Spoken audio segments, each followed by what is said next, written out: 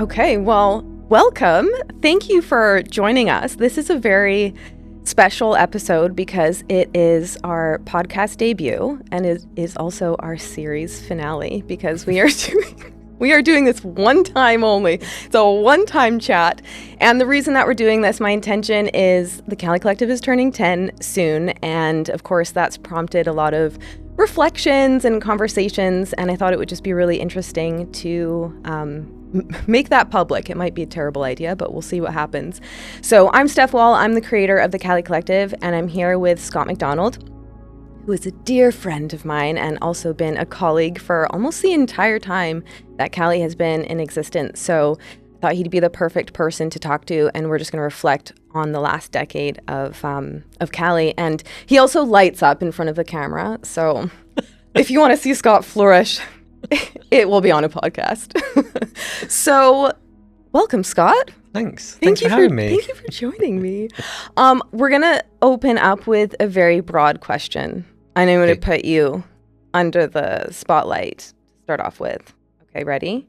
Yes. So in general, how have you noticed the Glasgow yoga community change over the last 10 years? Oh, we're also going to get cancelled. We've decided. I would probably say that it's bigger. There's a lot more yoga in Glasgow now. I think when I joined Cali, I was kind of relatively new teacher, and it was around that time I felt that there was a little explosion of yoga. There was more studios opening up. So I'd probably say over the past 10 years there's more of an abundance of yoga, which is probably a good thing and bad. Do tell. So I think it's a good thing in the sense that there's more choice for people. Agreed. But it's bad in the sense that I think that the practice gets watered down a lot, and there's not how can I put that?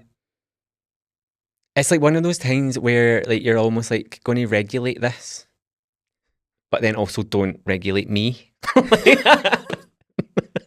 Everyone else is the problem. Yeah. Yeah, regulate them. Yeah. That's how it usually is. But I think I'm quite proud of the Glasgow yoga community. There is I do the kind of diversity, and I do there's so many different options now than there was before. Because I know when I first started practicing, I felt there was probably 2 or 3 kind of studios that you could do, and then maybe the odd class in a community centre and things like that. Whereas now there's a lot more kind of established studios and folk have got an option to Yeah. You kind of had to scout it out 10 years ago. But whereas now it's it's right there if you want it. Yeah. Yeah. And lots of different varieties, lots of different styles. And yeah. Yeah. If you think back to the type of students that were coming to Cali 9 years ago, so you've been teaching for almost 10 years, right? Yeah. So if you think about the students who were coming back then and how you were teaching back then, yeah, how has that changed to today and the type of students that you see today? Okay, so back then I was a very different person. I was very I was obsessed with what I was doing, and I was also obsessed with how I looked yoga wise. So I was way more gym orientated. I probably say my classes were much more ego driven.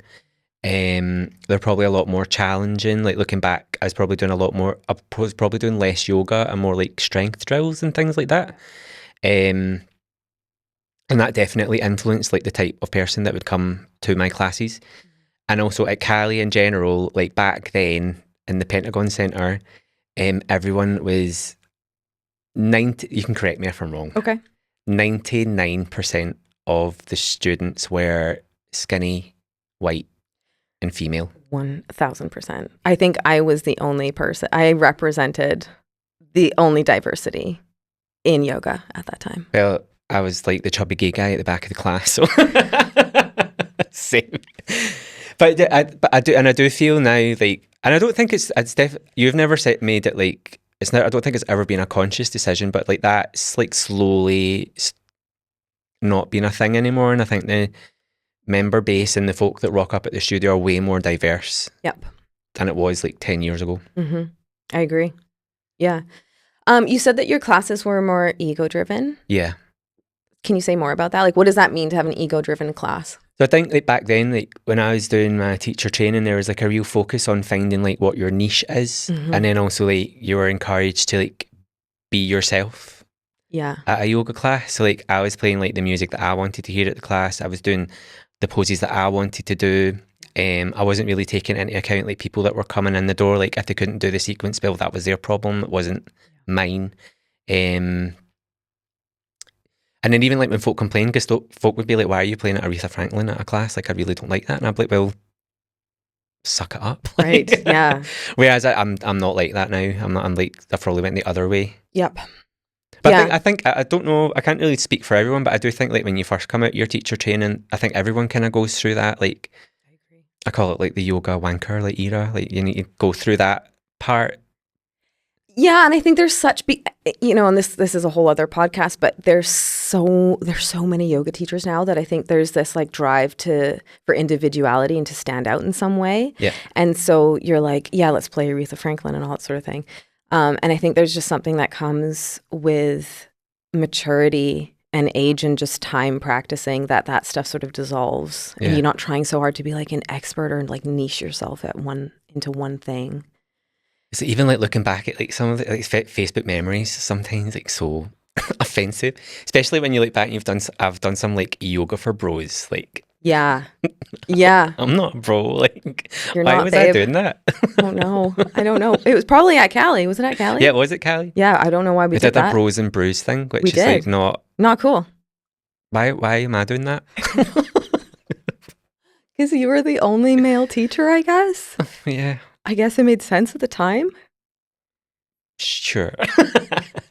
Okay, well, we don't do that anymore, and you don't teach like that anymore. No. So that's, What about you? How do you think you've changed over like from teaching? How long have you been teaching for? 14 years. 14 or 15. Yeah.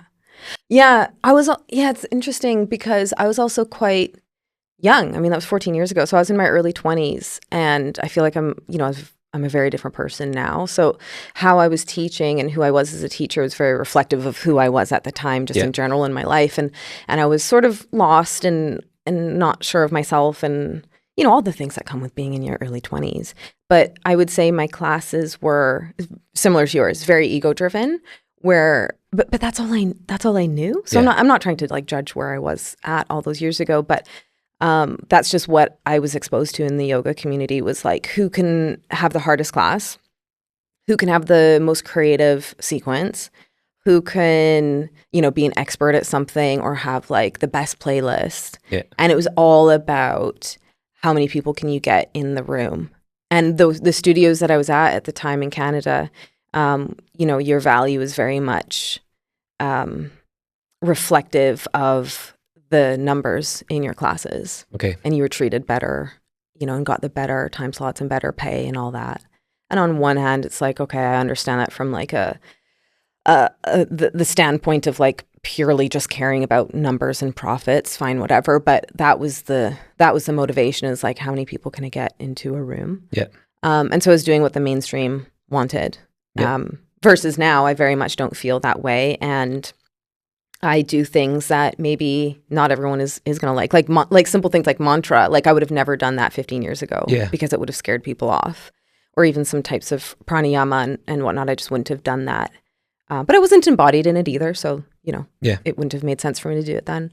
But I think, like I said before, I think there's just like a maturity that comes with getting a ton of classes under your belt and just meeting a ton of people and watching them move and having conversations that you just kind of, you can't help but mature and shift in your teaching over that time. Like I couldn't imagine. I look back at some of the sequences that I did.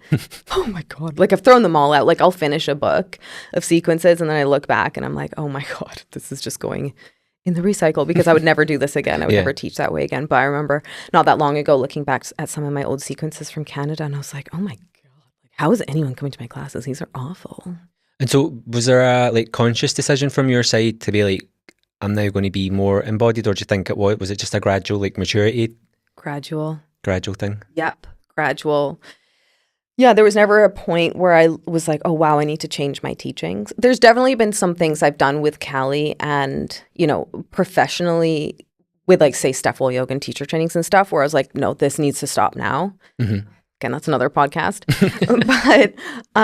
But in terms of my actual teaching, I think it's just like a gradual. It was an evolution and a deepening in over time, and really figuring out what my style was, and like what was I really passionate about, and what was I practicing, and like I said, in the early days, something like mantra and philosophy didn't interest me. Like it did, but not enough to like really teach it. And now I'm like, that's what I study. That's what I love. That's what I do at home when no one's watching. And then I teach that, So I think it's just, it's teaching yoga, being in that relationship with yoga really is a relationship, isn't it? Yeah. You'll know this. It evolves and it unfolds with time, and you just start to understand things better and understand yourself better. Yeah.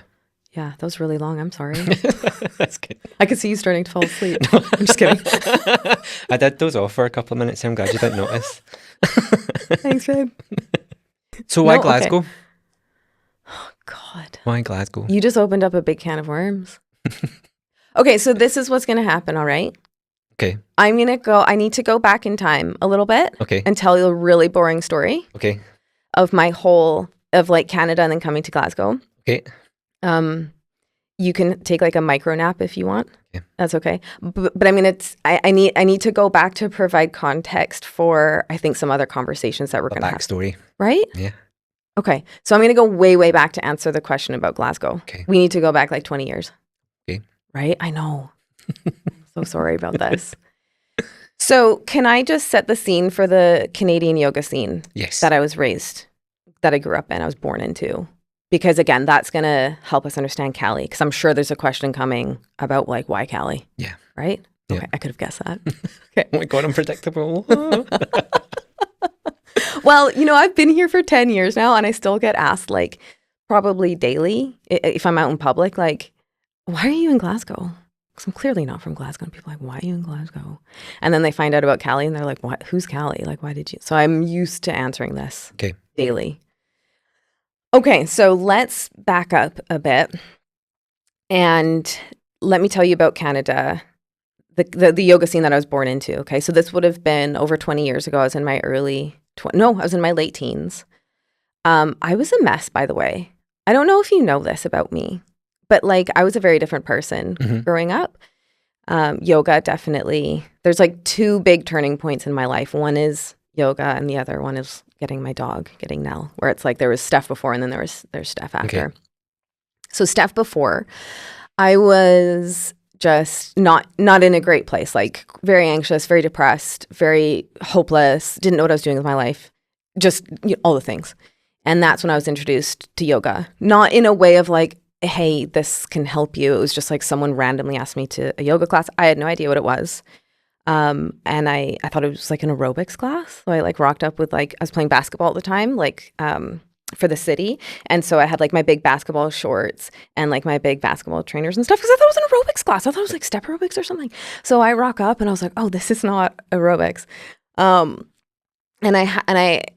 I started going to these yoga classes, and it wasn't like an immediate like, oh my God. And then I was changed and I wasn't depressed anymore. But I just remember like, everyone was so nice and like the studio was so beautiful, and it was like I was doing lots of different competitive sports at the time, like team sports, which was hell because I hate people, and being like a teen and whatever. Anyways, so it was like, oh, this is a space where I can be really active and like be in my body and not be like bullied. Like this is great and not like hate my life. This is awesome. And so I slowly got introduced to yoga that way. And I was traveling a lot at the time, so I dropped out of university twice. And the first time I was 18 or 19. And I started traveling all over the place. And I would just pick up a yoga class when I was in Thailand or wherever. And so the relationship sort of developed very slowly. But there was something about yoga that always pulled me in. And yoga at this point in Canada was really popular, maybe like where it is right now in Glasgow. Like it wasn't an unusual thing to go and do, like lots of studios, but not where it is right now, where it was like booming. So it was very accessible and yeah, I could just kind of like go try out a class here and there. And then over time I did my teacher training, and I don't know why, like I didn't want to be a yoga teacher. I think that's a very typical story. I wanted to learn more, and there was a lot of like ego. It was very ego driven because I saw it as a way of like, oh, I could continue traveling and like teach yoga abroad or something like that. Never in a million years did I think that abroad would have been Glasgow, but I was thinking more exotic places. So I did my teacher training and blah, blah, blah, changed my world. And I finally found something in the tradition where I was like, you know, especially mythology, where I was like, oh, this is what I've been looking for. I didn't even know I was looking for this. And here it is. And I just fell in love with it, and I started teaching. I think I came home from teacher training on a Wednesday, and that Saturday I started teaching and have been teaching ever since. But the yoga community in Canada at that point, so we're talking maybe 15 years ago, was incredibly saturated. So there was a yoga studio on every corner. Everyone and their mom had done a yoga teacher training. So there was tons of yoga teachers. And what I found was that I knew I was in love with yoga, but I was never in love with the community. And I always felt out of place in the community. Okay. Because, well, I mean, the studios were very corporate. And I know that's a sweeping statement. There were lots of like really lovely, smaller, community-driven yoga studios, but the majority of yoga studios were very corporate. So like faceless, you don't know who the owner is. It's some company. They would hire a manager and, you know, very faceless and very almost had this like clinical feel to it where it was very streamlined. It was run like a Starbucks in a sense. Okay. Yeah. Where everyone was replaceable. Everyone kind of taught the same. Everything looked the same. All the yoga studios kind of looked the same where it was, you know, very white, very clean, lots of light, very pretty, very flowers and pretty and beautiful. And that's so lovely. But that wasn't, you know, and then of course the students that were there, I didn't see myself reflected in them because it was very much, you know, middle class, white, which is fine. I'm not saying that in a bad way, but very middle class white women. And of course, it was a little bit expensive to go to yoga, and I just wasn't. That's just not where I was in my life. I didn't have a ton of money at that time. My parents had left Canada, so I was living on my own in Canada and broke and just like struggling to even get to class. In fact, I actually didn't really even go to class in those early years. This is how old I am. I went to the library and got DVDs. So I was doing yoga at home with DVDs. With Jerry Halliwell? Yeah. No. Jerry Yoga. And like books and like seeing the poses in the books. Because I couldn't afford going to the yoga studio. But when I did, what I felt with the yoga studios were just that they weren't reflective of my experience, because my experience of yoga was very hard because I was going through, I just wasn't in a great place in my life for a long time. And so I was feeling lots of anger, like tons of anger come up and tons of grief and sadness, and all the things were being processed. And yet there I was in this environment that wasn't reflective of those darker aspects at all. And I felt like it was wrong for me to be feeling anger because there's my teacher telling me that, you know, just think positive thoughts and everything's going to be okay. And let's do a meditation on positive affirmations and manifestation. And if you read The Secret, everything's going to be fine. And if you go on this yoga retreat with me in Mexico, your life is going to be so much better. And I just felt like I was bombarded with this image of yoga that never felt true to me. And so there's always this discord because I felt like I love yoga so much, and yet the community, everything that was around it, I was like, I don't belong here in every way, like looks wise, feeling wise. Everyone was wearing these beautiful Lululemon clothes, which I couldn't afford. And even if I could afford it at the time, I didn't want to wear it. I don't like wearing tight things. So I felt like a misfit in the yoga community. And so I was, on one hand, I was doing all the things because my ego was very much driving the show at that point, where I was doing all the things to get the full classes, and they were full and they were waitlisted, and that fed my ego even more. And I thought I was the fucking bee's knees. I thought I was the greatest yoga teacher ever. When really, I knew nothing. So I was doing all those things where I was doing everything right and had all the best classes and making money and, and yet it felt really hollow and it felt like, but I don't belong here. This isn't me.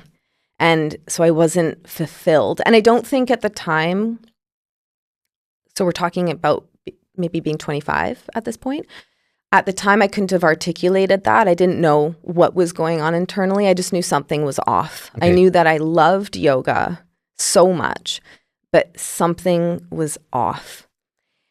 And that's when I actually met Jenny Clark in Nicaragua on the teacher training. And she's from Glasgow. Yeah. And so I remember we always were really well connected. We always had a beautiful spark between us. And I was complaining to her on the phone about the yoga community in Canada and how frustrated I was. And it was very competitive, very territorial. You weren't allowed to teach at multiple studios.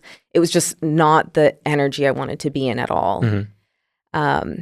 And I was talking to Jenny about this, and she said to me, I'll never forget this phone call. She was like, there's like no yoga here. And I was like, what? Like, what do you mean there's no yoga there? And she's like, well, there's yoga here, but it's not like Canada, because she had lived in Canada for years. She's like, it's not like Canada. And I just felt something in me that's like, oh, shit. Okay.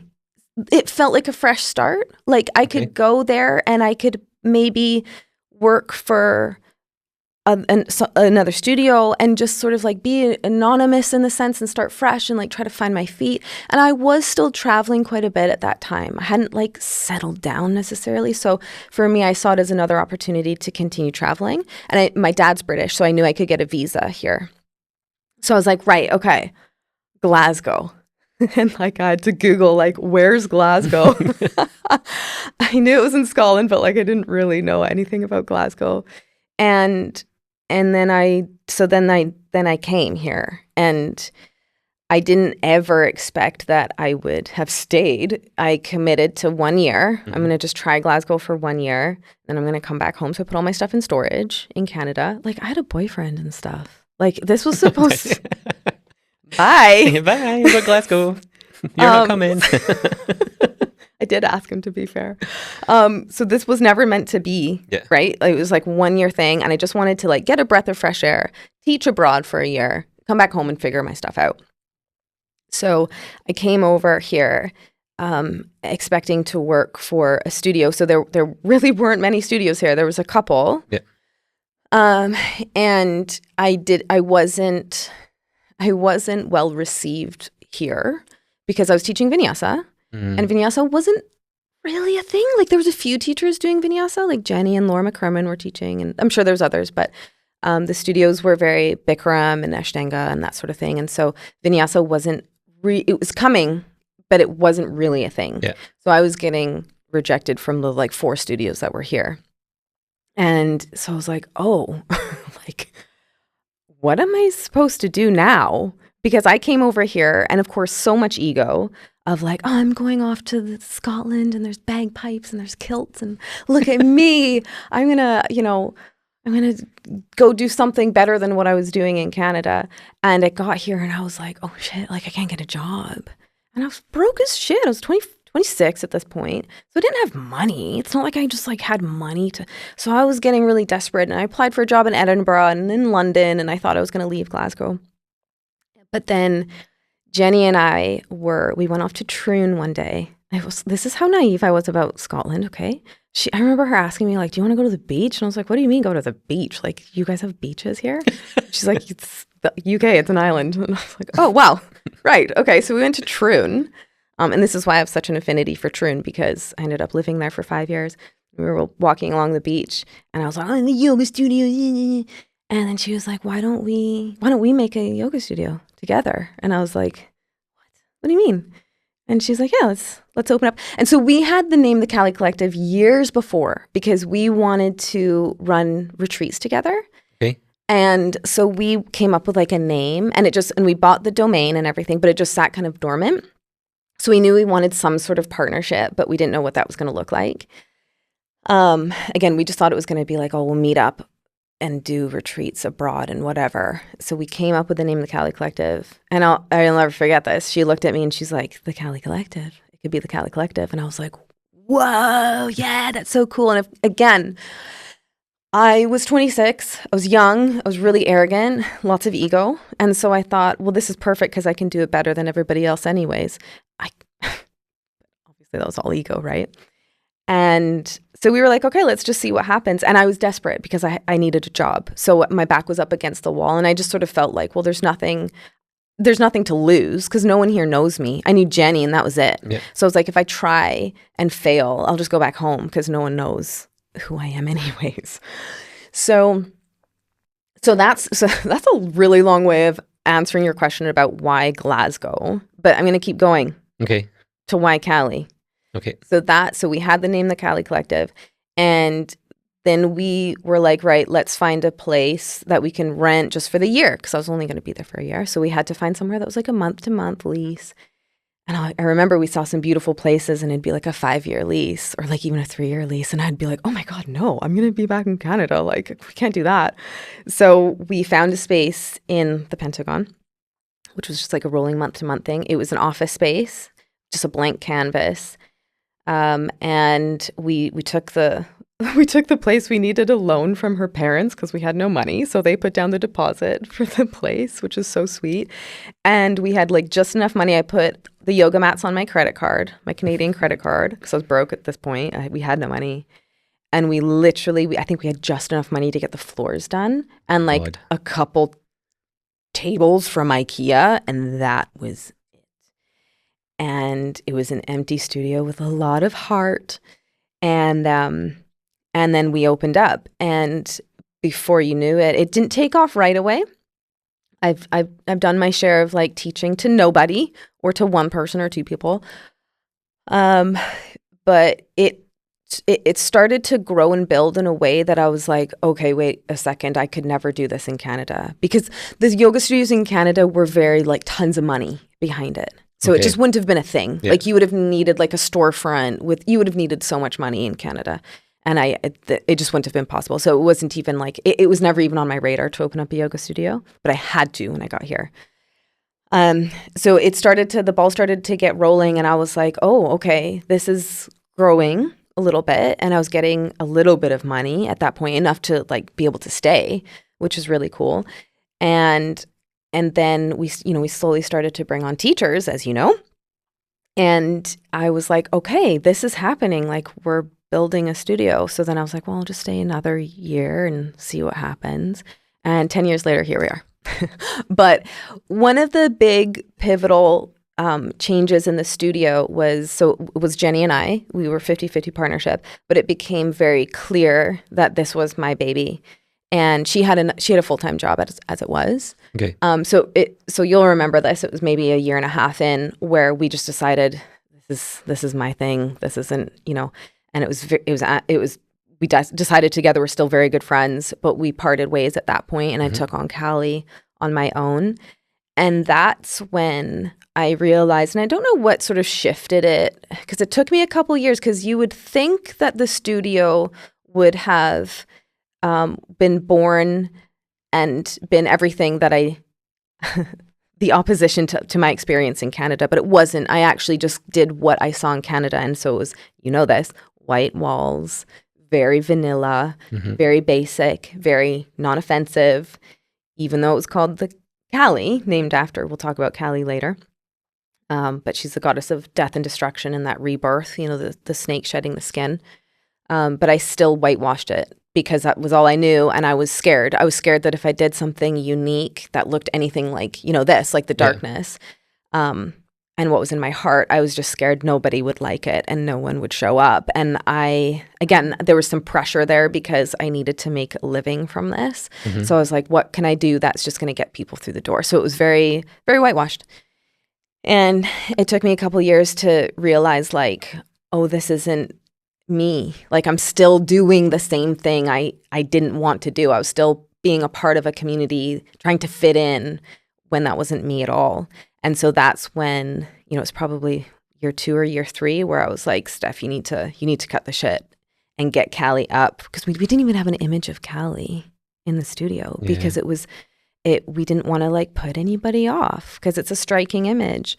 And then I was like, Steph, cut the shit. And we got the black curtains and, you know. Oh, you remember the black curtains. And I was slowly starting to, you know, find myself really and let those darker aspects, those other facets of myself and my creativity kind of come through, right? And so then we put Cali like front and center, and we started to build the altar to look a little bit more like Cali, and started to bring those more like spiritual elements into it that I was afraid to bring in. And over time, build the studio that I wish the 18-year-old Steph could have had. Okay. And that's the Cali Collective. Wow. The end. Goodbye, everybody. That's my story. Thanks for coming. Please hit like and subscribe. Did I even answer your question? So what the question was, why Glasgow, right? So that's why Glasgow. And so Glasgow was sort of just a shot in the dark, hoping things would work out. It kind of did. But I also feel like Glasgow is the perfect place for Cali because I feel like visually the environment really does reflect Cali. Which is like, it's moody, it's dark, it rains. We are in the darkness here in Scotland, even in the summertime. Although today has been a very nice day. So I felt like the environment and the city, the energy of the city really reflected what I was going for with Cali versus like, I don't think a Cali Collective would fly in Edinburgh. Okay. I don't think it would fly in Canada, maybe. I just don't, I think Glasgow is the perfect home for Cali. Do you agree? Yeah, and it's just also when you mentioned like with Canada being more corporate, like I know that there's some businesses that tried that in Glasgow and just failed, like spectacularly, just because it's Glasgow and that doesn't really like fly here. There's a uniqueness to the people here that I'm so in love with, which is why it's been so easy for me to stay. Where I think there's a resilience here for sure. There's like a resilience to Glaswegians it's so unique to Glaswegians. Can't even put words to it. But there's also this almost like a defiance. Almost like you guys are sort of like, yeah, fuck the big corporate businesses. Like there's like an individuality to Scottish. I don't know. It must be something in your history. Something to do with all the shit that you guys have put up with where you're just like, yeah, y'all can fuck off. It's also interesting you talking about like how over the years you were getting more comfortable with yourself and then expressing that. Cali, because I just remember coming in, I'm like, oh, she's decorating again. Oh my gosh, it's a running joke at the studio. Like the students will come in and be like, oh, Steph's decorated again. And I'm like, shut up, it looks better. I'm just expressing myself. Self-expression. But it does, but okay, so in my defense, it always looks better. But also, Cali always evolves. Yeah. There's nothing static about Cali. The root of Cali is Kala. Kala means time. Time is always moving. It's always ticking. So there have been different iterations of Cali because I feel like I am trying to tune into that energy and express it. So for ages, we had the creator in the new studio in the Axiom. We had the creator, which is, big and bright and quite spacious and beautiful. And there were still the aspects of death, so lots of imagery and whatnot around all the skeletons and the images of snakes and whatnot. But then I just felt like, no, we need to go darker. We need to get like deeper here. There's still a facet of Cali that's not being expressed. And that's when we got the Destroyer next door, the unit that was open. I was like, perfect. I want it. And so that's our blacked out studio.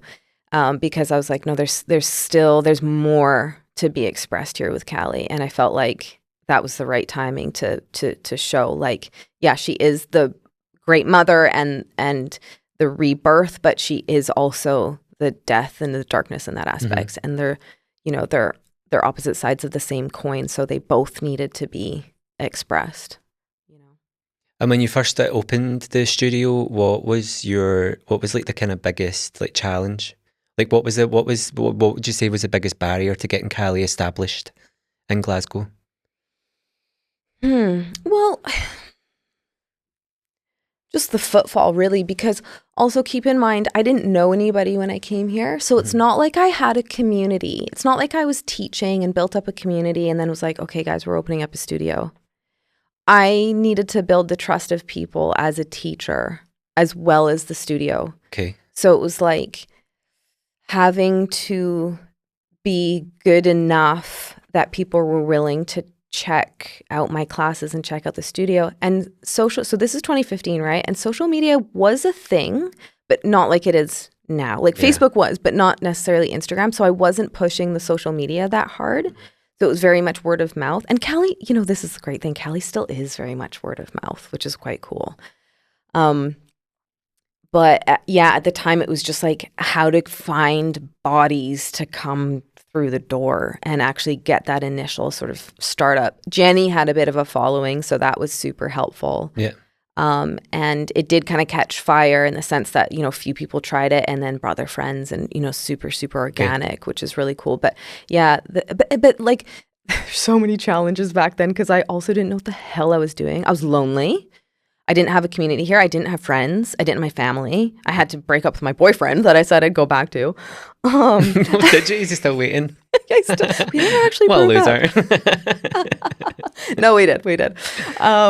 But I had to, I was just moving country and navigating that on my own while trying to establish a business. And it's not like I didn't go to university for business. Like I didn't know how to do this. Yeah. And of course, learning how to do a business in another country, like a lot of even just the languaging, I was like, I don't know what HMRC is. Okay. Why is HMRC mailing me? Like, what is that?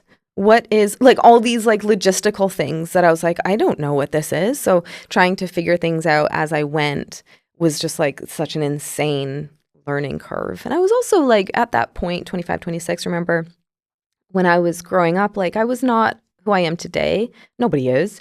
But I didn't have any confidence in myself, no self-worth, no self-value. So I was also battling that. Why would someone come to this? Why would someone come to me? I don't know what I'm doing.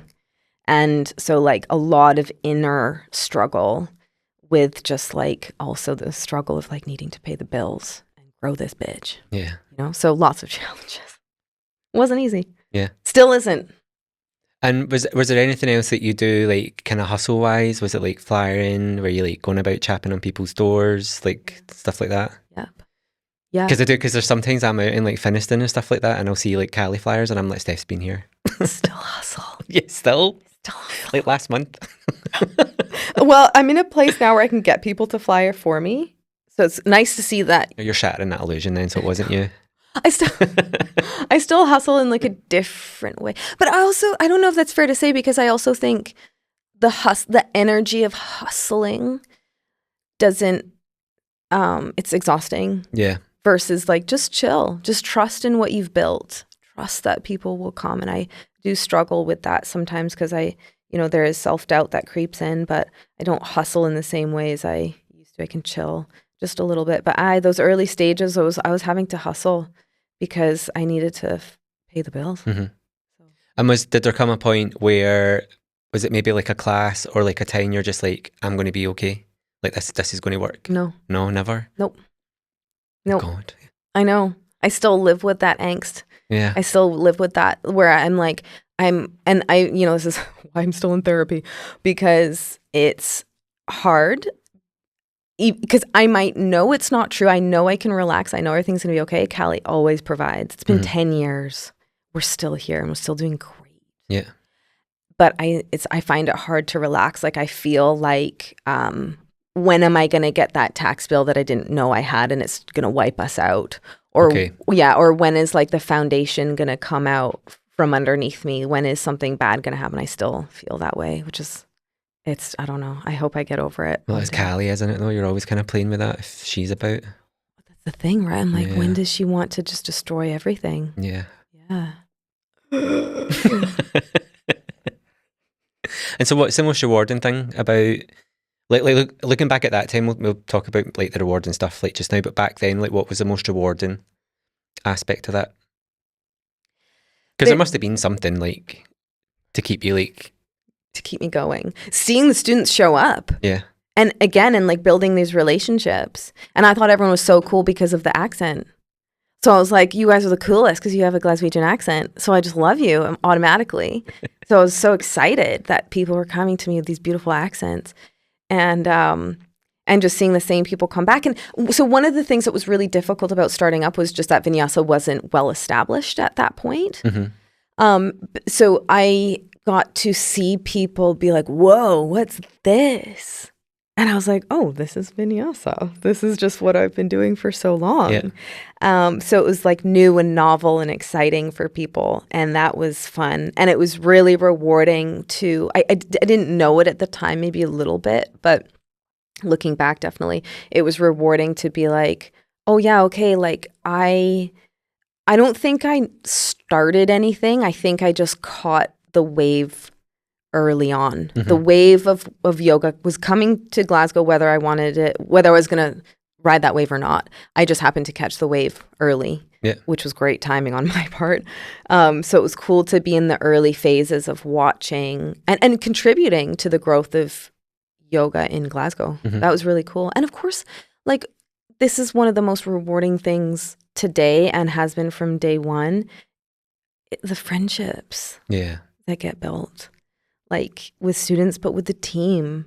You know, I didn't know, and I never think when I'm like picking the team, I would have never thought, like you, like I would have never thought the team would become some of my best friends. I just didn't expect that. And then here we are where I'm like, God, you guys are like some of the closest people to me in my life. And I didn't expect that. It's like, it's always funny because when I first started like teaching, I was very like, this is work. So you were a colleague. And like all the other teachers at Cali were a colleague, but I don't know what happened. I broke through to your heart. Everyone's just so cool. That's what happened. It's hard to, because I know, and I reflect on this a lot, where like anybody listening right now who has a business degree is like, you idiot, you do not become best friends with your colleagues. Here we are. And I don't, it makes it very difficult.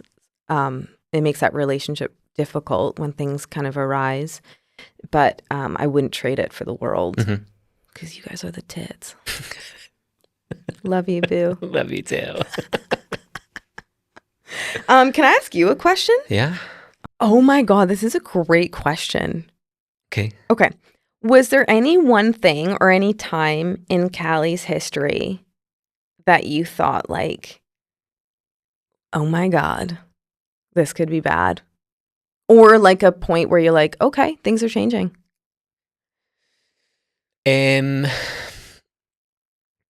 It's usually when you've like just decided that you're going to do something and it's like, it just starts happening like very suddenly.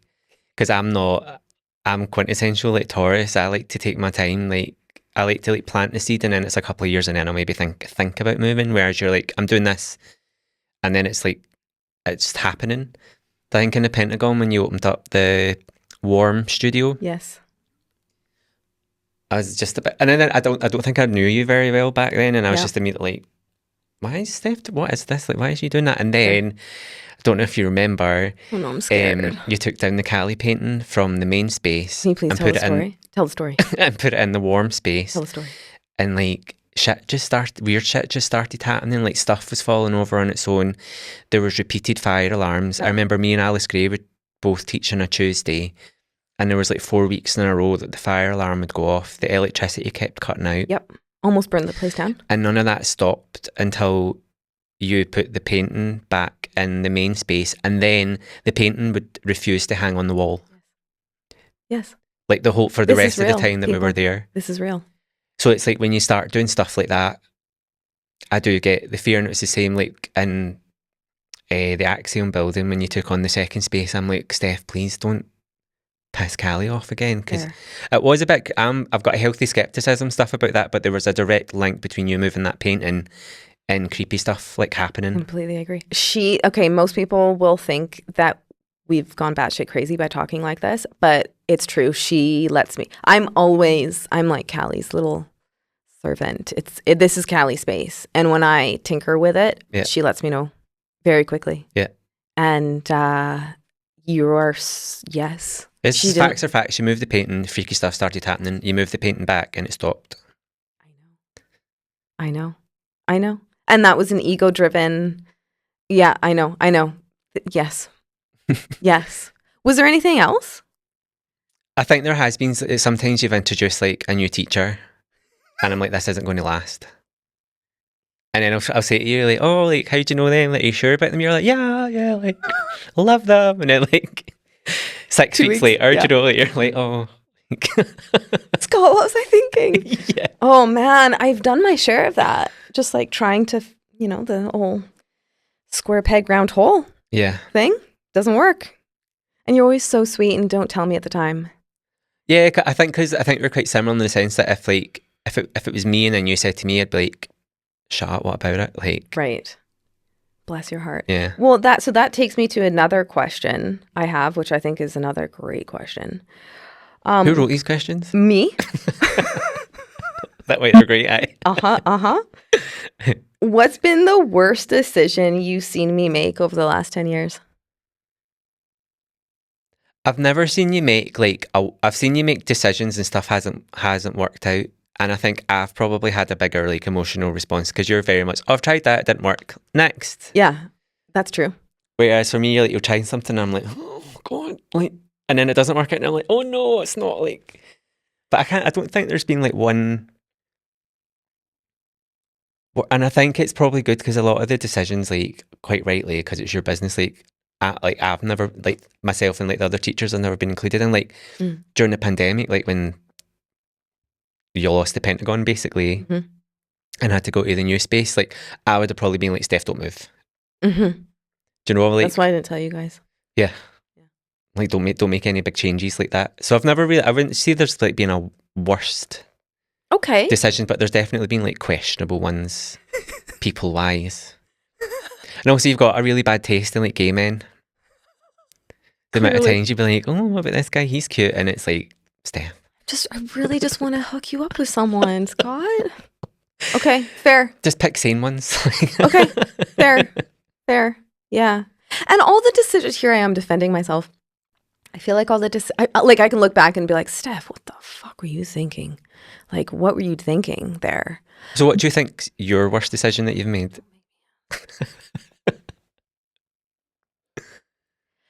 The worst decision. Oh, I have an answer for this. I lost a lot of money in Google ads. Oh. Can I tell you the story? Mm-hmm. Okay. So this was during COVID and Google ads were like all the rage. And like Instagram ads and stuff, and like Facebook ads and stuff. They were like, everyone was doing it. So I was like, oh, we should do it. And so I like scouted out. I didn't pick just anybody. Like I was like, wise enough to know, don't try to do this yourself, but too stupid to just not do it. So I like scouted out, and this guy was apparently the best of the best. He was in the States, and everyone's like, he's amazing. Everyone I spoke to was like, amazing, you got to get this guy. So I was like, okay. And I got this guy, and it was one of those things. I believe that he did try his best. I really do. But it was one of those things where it almost worked in reverse for us. Like it almost worked against us, if you can believe it. And it was one of those things where, I'll explain more, but it was one of those things where like, okay, so I was paying his wage and then put down X amount in the ads and they didn't really work. Mm-hmm. But then it was like, okay, well, now we know that doesn't work. So now we know to change directions. So then if you pay this month, then we can change directions. Okay, change direction still didn't work. Okay, great. So we know that these two things don't work. So we need to like redirect this and try over here. So and it became like months of this went on, and it became, I know that there's like a psychology term for this and I don't know what it is, but I was getting so invested in it that I thought, well, I can't back out now because I'm too invested in it. Yeah. So if I just pay another X amount, then I'll see the rewards of all the money that I've put in. And those rewards never came. And if anything, it worked against us because I think like I got a bit of backlash for it because I think there were some genuine mistakes, but there was also some sleazy things going on. You'll remember some of these stories. I won't say anything out loud. But just like sleazy things where like you would Google another studio and our studio would pop up. And I didn't really know that was going on because I was paying this guy's wage. So I was just like, you fucking do it. And sleazy things like that where I was like, that's not who we are. That's not what I value. And before you know it, I lost like thousands. Not like hundreds, like thousands. Yeah. And then I had to pull the plug and was like, I have absolutely nothing to show for this. So I think I learned for that. It was like a very expensive lesson in that's not how Cali works. That's not what we value. Google ads clearly work for some businesses. Yeah. Instagram ads work for some businesses, but it didn't work for ours. Yeah. So in talking about like ads and Instagram and Google and all that, you did another one of your things where you were like, I'm taking Cali off social media and deleted all the posts, and then maybe. Why? Oh my God. But you didn't say it was the worst decision I've ever made. No. Okay. It was a decision. It was. Right. Okay. I'll try to keep this succinct. I've always had a very just a funny relationship with social media. Mm-hmm. Like I don't love it at all. I don't love posting about my life. I don't like my private life being on social media. Yeah. I don't feel good from it. I don't scroll and think, wow, my life is better for this. It has its place and its value. Like we've for sure had students find us through Instagram and whatnot, and that's awesome. And that's just the way that it is, the world is right now. But I don't really have a great relationship with social media. And at that point, so this would have been, I think it was 2023, 2024. Yeah. We were off for about a year, maybe over a year. And the other thing that really frustrates me with social media when it comes to yoga is that in many ways, it's like the antithesis of what yoga actually is. You know, yoga is about like the dissolving of the ego. And yet there I was like posting myself doing yoga, like making it really external and looking for this external validation. And what I felt with social media, it was like coming full circle here. Remember I was talking about in my youth, how I just like wasn't in a good place. So, felt like dirt, like lower than low. And social media was like bringing all that. It was like that Steph was coming forward because I was using social media as a way to get external validation and to prove my worth. Like, look how amazing we are. Look how many followers. Look at the likes. Look at all these reels. Look at what I've created. Oh my God, look at this space. And so it wasn't a genuine way of connecting with people. Mm-hmm. It was an ego-driven, let me prove I'm worthy. Let me prove I'm valuable by this carefully curated Instagram account. And a part of me was like, I think in my heart I knew that was going on, but my ego really liked it. And so I was getting fed, like most people, like I was getting fed by Instagram. Yeah. And you'll never win with Instagram because the algorithms the rules keep changing. Mm-hmm. And so I just found myself, it was like, oh, what's the next thing? And paying more money for this and that and whatever. And oh, watch this yoga studio because their following's growing and ours isn't. And oh, I'm shit. And I was like, what are you doing? What are you doing? This isn't good for you. And I kind of like tried to pass it off to someone else, but they were still sort of doing the same thing in their own way. And then I just thought to myself, like, this isn't helping me. This isn't helping the business. This isn't what I need in my life. Just what if? Like, what if I just pulled the plug on it and just see what happens? Yeah. And when I kind of came to this realization, because it wasn't an overnight thing, I sat with this for months, if not maybe a year, of this friction and what to do about it. And I would look through our account that had like 1,000, 1,500, whatever posts. And I was like, this isn't reflective of me. This isn't reflective of Cali and the values of Cali. This is all that I hated about the yoga community all those years ago when I was 19. And so I was like, you know what? Let's just see what do I have to lose? At that point, the studio was really well established anyways. Mm-hmm. So it's not like I was going to pull the plug on Instagram and people would not be able to find us anymore. That's crazy. So I deleted everything off of both accounts and sort of like an experiment to myself. And it was sort of like cold turkey. I was like, you need to cut the shit, Steph. This isn't healthy. And I deleted all the photos, which in many ways was like the shedding of the skin, or it was like the imagery of Cali is this, she's always got a head in her hands, right? Which is a severed head in her hands, which is symbolic of the slaying of the ego. And so that was sort of my own personal, like, this is the slaying of the ego and that energy. Mm-hmm. Deleted everything off of both accounts. I would never fully went silent on my Steph Yoga account because I was like my friends were on there and stuff. But the Cali account just sort of sat for a while there. And the amazing thing about this, the moral of the story, if we were to look at like the numbers of Cali, like the profit, like all the black and white accounting stuff, you would never be able to see, oh, that's where Steph went off Instagram. Like, not at all. Not at all. In fact, we gained people, like we would have people coming through who were like, you're not on Instagram. Or I went on your Instagram account, it's dead. There's nothing on there. And I was like, and they'd be like, that's fucking cool. And I'm like, yeah, I know it's fucking cool. So it was also kind of a test of the resiliency of the business. I wanted to see like if my ego wasn't like driving this, what would actually happen. And I have to say that, it took a year something, but I started to feel that all the stuff that was coming up around social media was starting to get dissolved. And then, my promise to myself was that I would only ever go back on Instagram if that relationship had changed. Mm-hmm. And it definitely has. Now, when I go on Instagram, it feels like a very genuine way of, like when I post, it's like, it's because I really want people to see and resonate with it and be like, fuck yeah, I belong there. Like, or yeah, that event looks really cool. Like, mm-hmm. I genuinely want people to connect with it. And I don't care about the following. And I really, like, sometimes I like, I'll keep my eye on it, I suppose, but not in the same way where the following equaled my value. Okay. Or trying to prove something. That's not a thing mm-hmm. anymore. But it took me like pulling the plug on it for a little while to really dissolve that relationship. And now it feels, the quality of like the feeling of it. I can hop on Instagram now and I don't feel dread and I don't feel like shit. I can hop on Instagram now and that year off or whatever really stopped my habits of like scrolling. So I don't really scroll that much anymore. I kind of like pop on and then pop off. But the energy of when I go on Instagram and connect with people over Instagram is completely different. Yeah. People were not stoked on that move.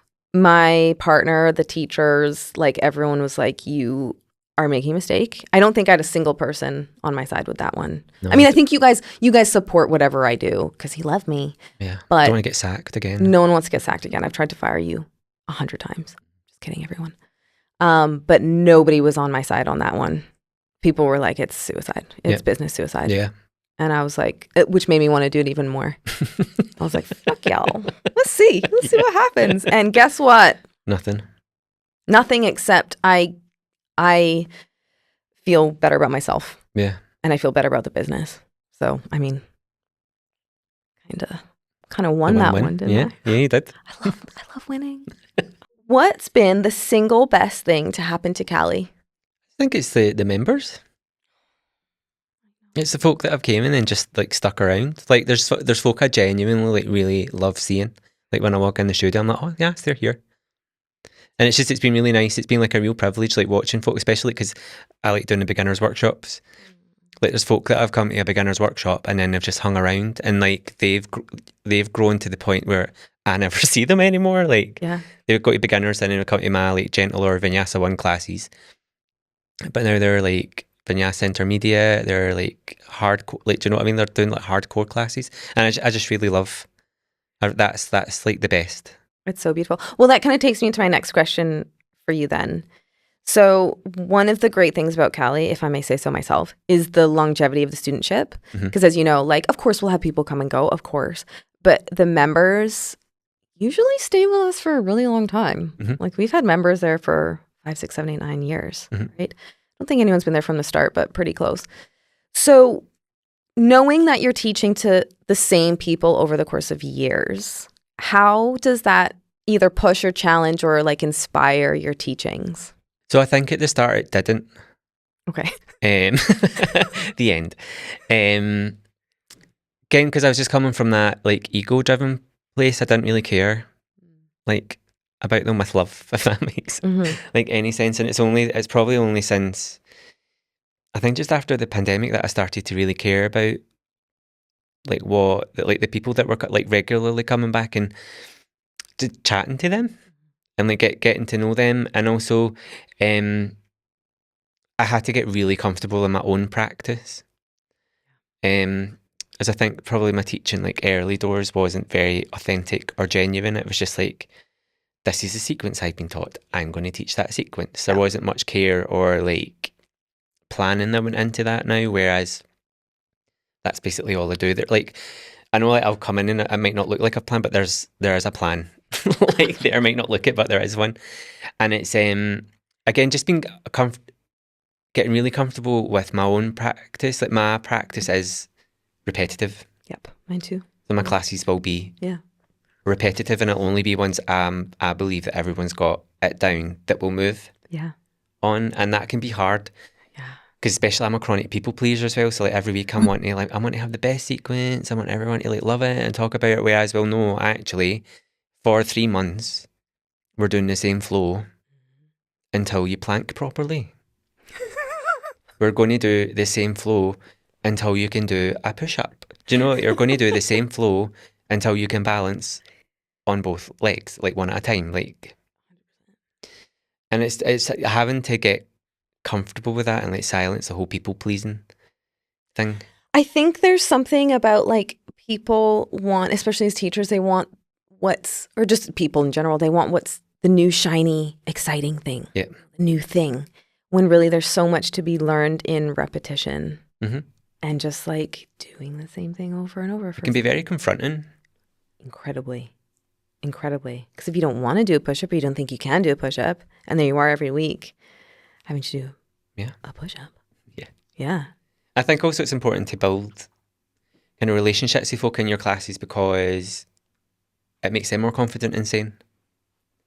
So now sometimes I'll add stuff into classes specifically because it's been requested and I'm like happy to do that. So I love that kind of back and forth. And also that as well, I'm always open, I always ask for feedback at the end of every class. I very rarely get it, which is fine, but sometimes I do. Cool. And I think it's important to take that on and incorporate that feedback into the kind of offerings that I'm giving. Yeah. Because again, I think this goes back to like just maturing as a teacher and spending time teaching, where it becomes less about you and more about like just being in service of the students that are in front of you. And that requires you having conversations about what they actually want. It's not what you want and you're going to put it on them. And sometimes they don't know what they want. But it's also just like, you know, why are they here? What are they looking for from this experience? And you're not going to please everybody, obviously. And again, sometimes they don't even know the answer to that question, but just remembering your place in the classroom, like in the studio, it's not that hierarchical teacher student. Yeah. I'm dictating what we're doing. It's like, no, we're side by side here, you know? I mean, there's been times I've been halfway through a class and it's clearly whatever I've planned's not working and it's like, okay, Nidra? Like, yeah. And then you get like, everyone will be like, yes. Like, that's awesome. Don't need to do that anymore. Like, can lie down now. Yeah. But it's just that I think what a lot of folk need. That's why you're such a great teacher, babes. Thanks. People love you. You've changed so much over the last 9 or so years. Yeah. I just kind of look back at the early days and like cringe a little bit. Me too. But that's all part of growing, isn't it? I mean, what about my little like Lululemon stuff and all that? Me too. Me too. I know. Now we're just walking about in like Cali branded stuff. I know, yeah. So much better. One cult for another. Exactly. See, you're going to get cancelled now. Yeah. Oh, I think everyone will agree with you on that one. So what do you think Cali will look like in 5 years' time? So that'd be 15. Oh my God. I think we'll still be kicking. Yeah? I hope we are. It's probably not going to look that much different. Lord knows I will have redecorated. You're sitting there lying. Yeah, of course. It's like, let's don't lie. It's like I will have redecorated for sure. But I think in 5 years, 5 years goes by fast, eh? And the older you get, the quicker time flies. Yeah. It's probably not going to feel like that long. I don't have the answer for you. I hope that we're still, imagine it's the same team. Oh my God, imagine. In a perfect world, it would be exactly what it is now. Oh, cute. I know, because I love everything about the studio right now. Maybe I would be more relaxed. That would be nice. I hope in 5 years I'm more relaxed and more trusting. You're definitely more relaxed than you were like early days. Thanks, babe. You're way more chilled. Thank you, babe.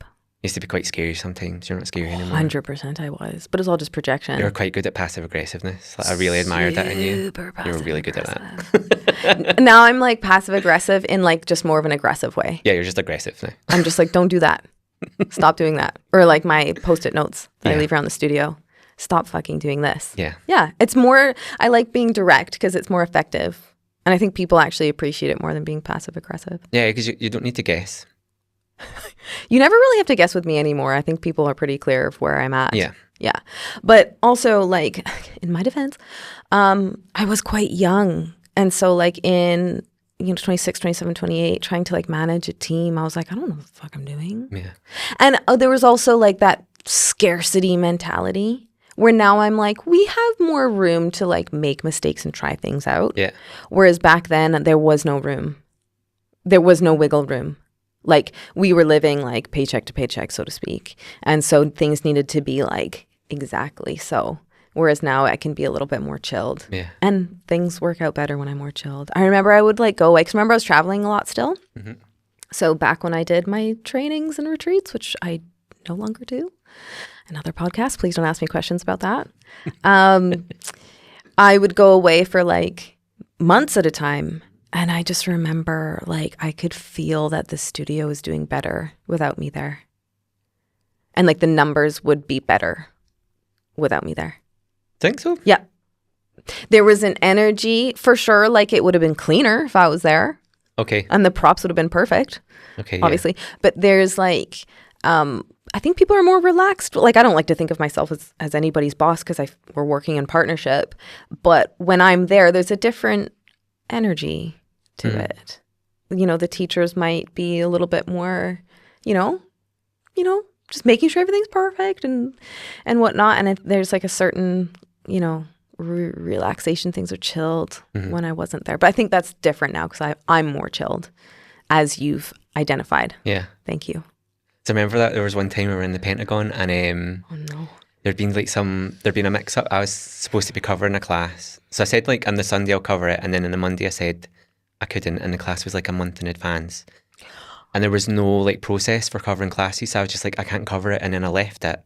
I know where you're going with this. And then there was like a confrontation. Yes. Because you were away, you were traveling. Yes. And the person was like, when Steph comes back, you're coming in for a meeting. Just so everyone's clear, that was the person working for me. Yes, that wasn't you. Yes, thank you. And they're like, Steph's going to come back. You're going to have to come for a meeting. And I was literally, and you came back, and I was literally shitting myself. Yeah. And I came in and was like, Steph, like, I'm really sorry about the mix-up. And you're like, oh yeah, don't worry about it. I know. Bad choice in management there. Questionable choices. I've tried to, as you know this, I've tried to have a manager several times and Cali eats them up. Yeah. It never works. So lucky for me. It's always really spectacular as well, isn't it? It's never like... It's never just been like, oh, this needs to fizzle. It's been like, holy shit, that did not work. Yeah. I don't know if we will ever have a manager. That's good. Okay. I feel relieved about that. It's one of the hard things. Thanks, babe. It's one of the hard things with, I'm sure all small business owners will understand this one of like delegating is really difficult. And having someone who appreciates and sees the business in the way that you do is damn near impossible. Yeah. So that's why I don't hire my managers anymore. Oh my God. Yeah. Thanks for bringing that one up. Yeah, you're welcome. That was one of my bad decisions of that person. Yeah. Who shall not be named. What else you got for me? I'm really excited to ask this question. Okay. What's your biggest beef with the yoga community? As a whole or in Glasgow? Let's do both. Let's do Glasgow first.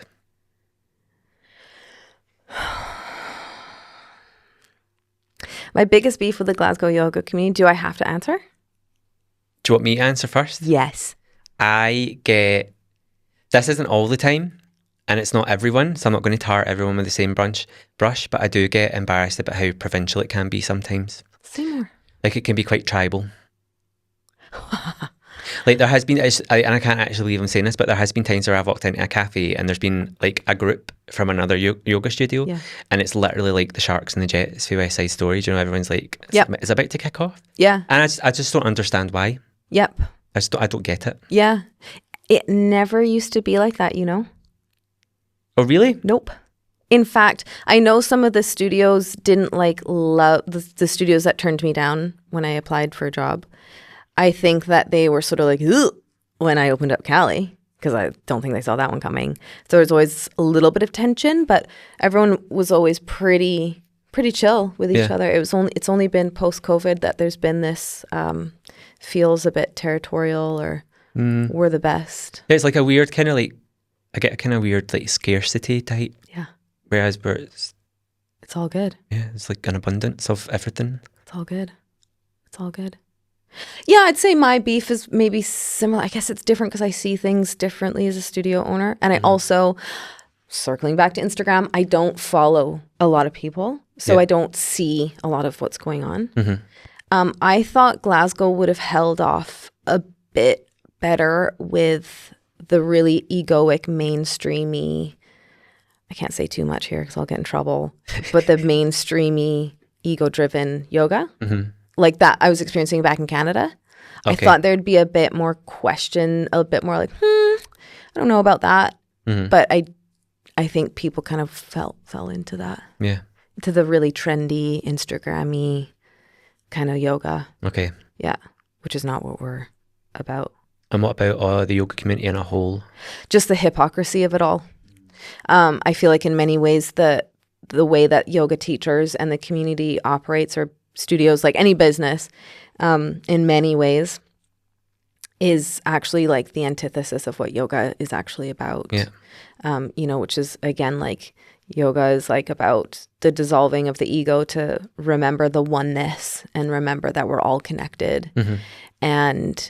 And yet it's like, we're the city center yoga studio, not you, or we do vinyasa and you do this. And it's like, or, again, I don't want to get into this, but some of the choices yoga teachers make around running retreats or clothing brands that they support. And it's like, do you not think a little bit further about those choices? Yeah. Where's those clothes getting made? What's happening when you go and do these luxury retreats in developing countries? Like, what do you think the ripples are of that? Yeah. Like, how can you treat some people some way and other people a different way? And when we're all supposed to be one, we're all supposed to be connected. And I wish yoga teachers and business owners would be a bit more, would do more yoga. Yeah. And read a book about yoga. And stop using AI. Stop using AI. Stop using AI. Please stop that. Please stop that. Just more, it's disappointing. But I think that hypocrisy is probably in every industry. Yeah. PT world, Pilates, I'm sure it's everywhere. Yeah, I think it is a real thing in the wellness industry and like in general, isn't it? So I really struggle with the toxic positivity. Yep. That always probably falls under the hypocrisy as well. Like, see folk that are, I never get angry. Oh, yeah. I don't watch the news. I don't get involved with politics. And it's like... Love and light. It's like you're going to have to get off the fence at some point. That you're going to... Yep. Live, laugh, love. Yeah, that. I mean, I say that all the time, but I'm being ironic with it. I know you are. Yeah. But I think that's like, again, I'm not trying to... Because I've been at fault for this a million times over, and that's how I know what it's like on... Not the other side is this, oh, I'm so enlightened, but I know what it feels like to make those decisions, and I know what it feels like to not make those decisions.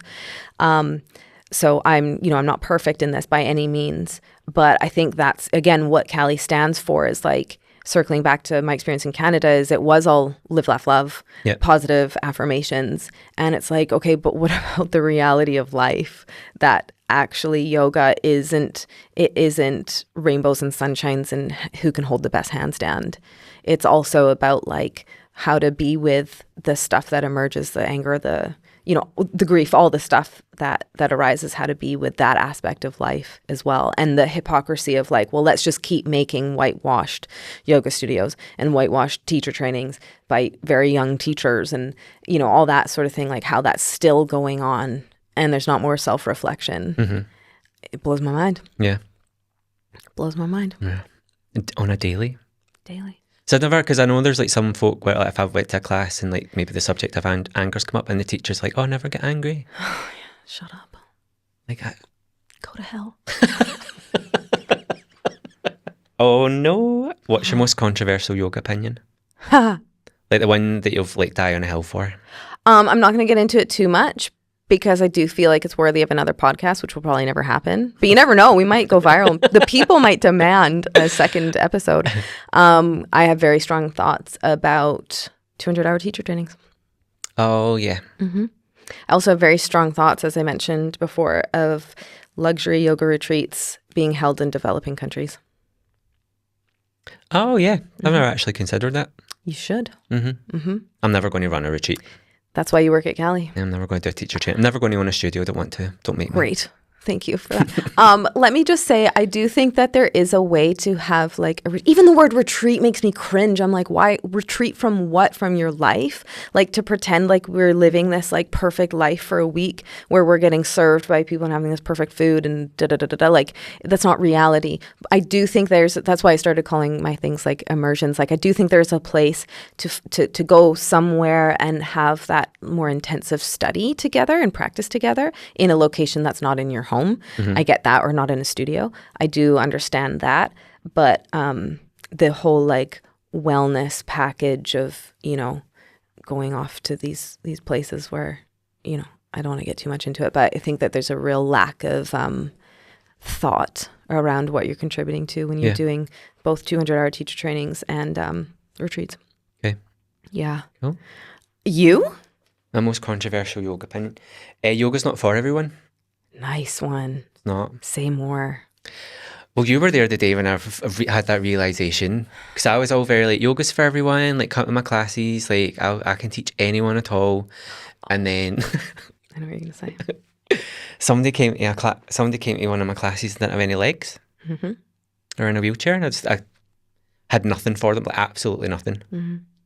Like, lucky that person had a yoga practice and they just went and suited themselves, but it was after that I realised like I can't actually say that my yoga classes are for everyone because I can't teach everyone. So is it your specific, so two questions, your specific classes or asana, that's not for everyone? Like the whole yoga. Okay. Like I do yoga, there is like obviously there's like pranayama, meditation and all that, but I also think like that's not for everyone. I'm going to give you a chance here to clarify because I think you're going to get eaten alive about a person who doesn't have legs, that yoga's not for them. Do you want to explain that a bit more? So what yoga is for them because they came and right. they had a practice, so like, there is something there for them, but I do think there is certain folk out there where it's just like that's not your... Yeah. This isn't the best thing for you. This isn't the best thing for you. Maybe at that particular point in time. Yep. But yeah, it's not for... Yep. Yeah.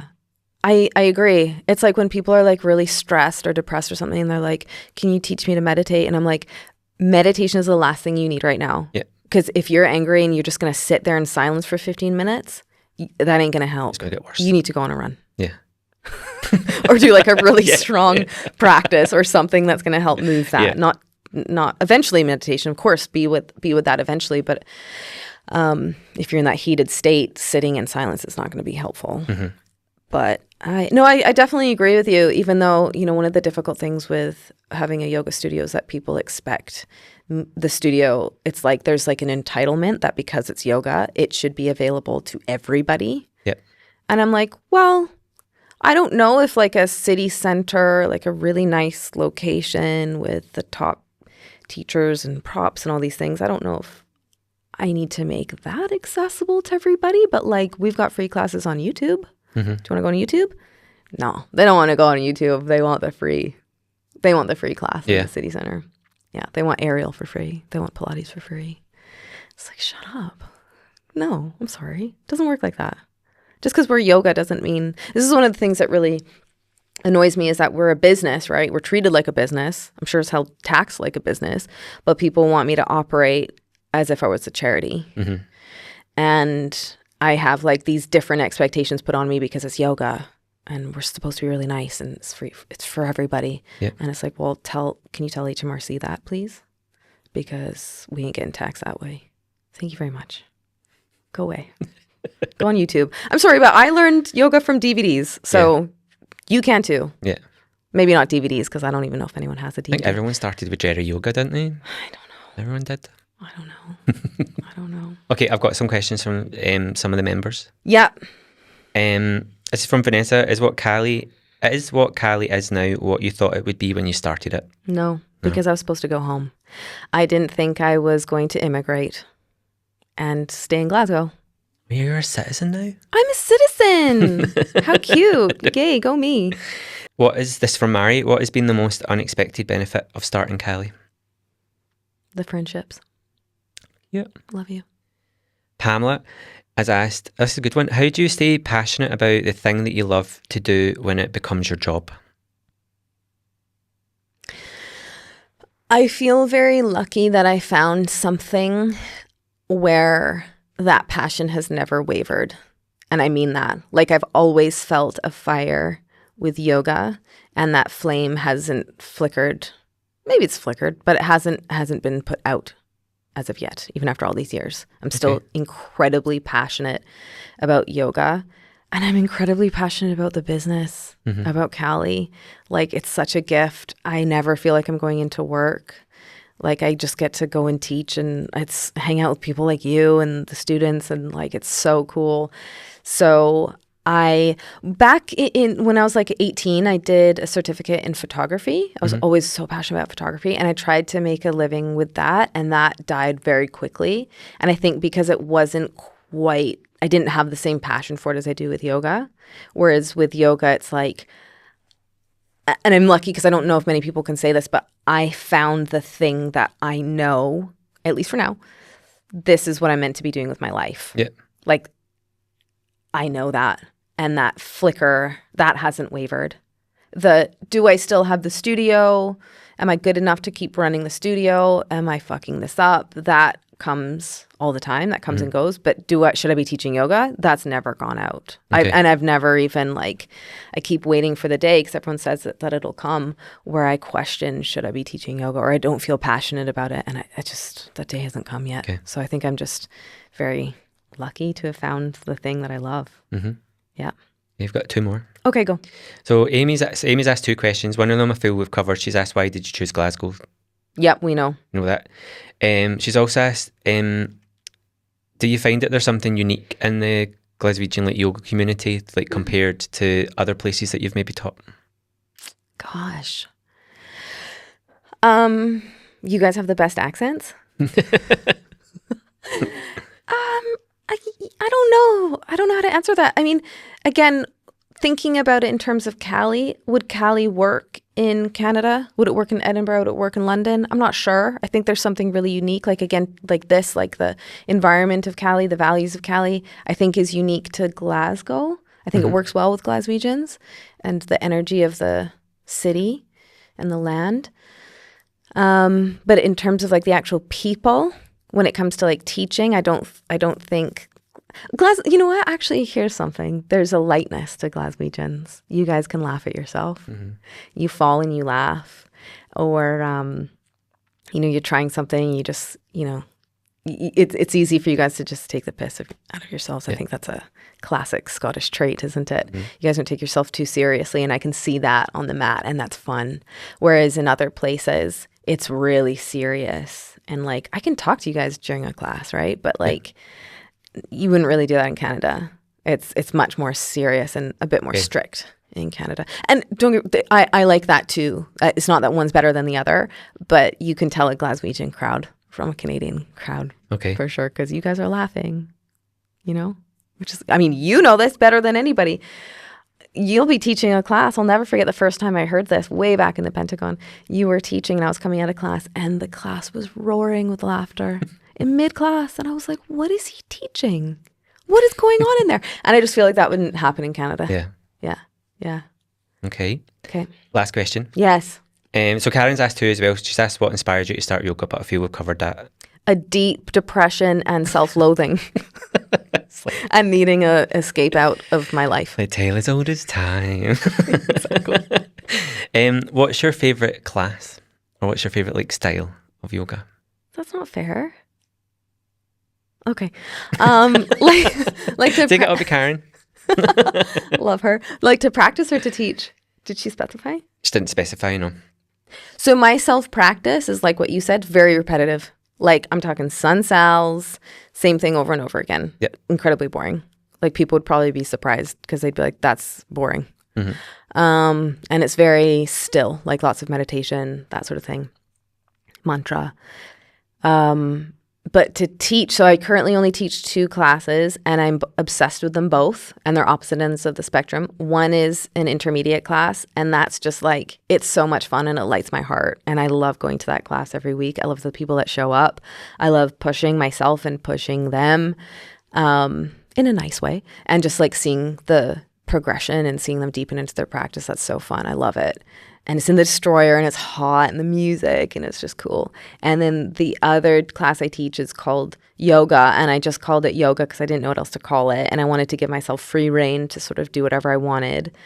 And that class is like more hatha style, Okay. almost like Iyengar vibes.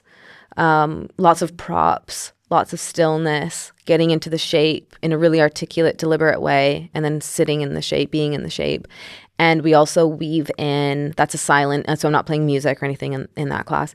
And we also weave in different aspects like philosophy and meditation and pranayama, pranayama and mantra and that sort of thing. So we're sort of hitting different angles, different facets of yoga. Mm-hmm. And that one's just like, it's slow and quiet, but there's like a real depth to it that I love. So those are my favorite. Karen, thank you. I think that's it, babe. Yeah. Thank you so much for watching and listening. And if the people demand a second episode, I feel like we can provide. Thank you, everyone. Thank you. Bye. Bye.